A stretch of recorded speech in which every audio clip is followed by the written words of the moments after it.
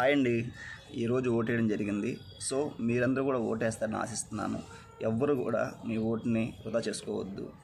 ఓటున్న ప్రతి ఒక్క వ్యక్తి కూడా మీ హక్కుని మీరు చక్కగా సక్సెస్గా మీరు అది నెరవేర్చుకోండి.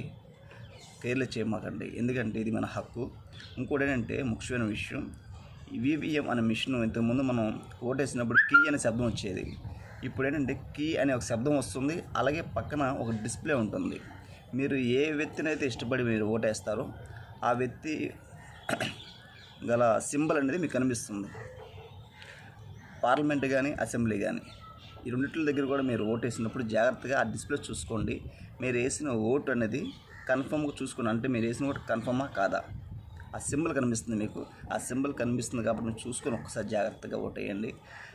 Thank you so much. ఈ వీడియో అందరికి షేర్ చేయండి, ఎందుకంటే అందరూ తెలిసిన వాళ్ళు ఉంటారని అనుకో.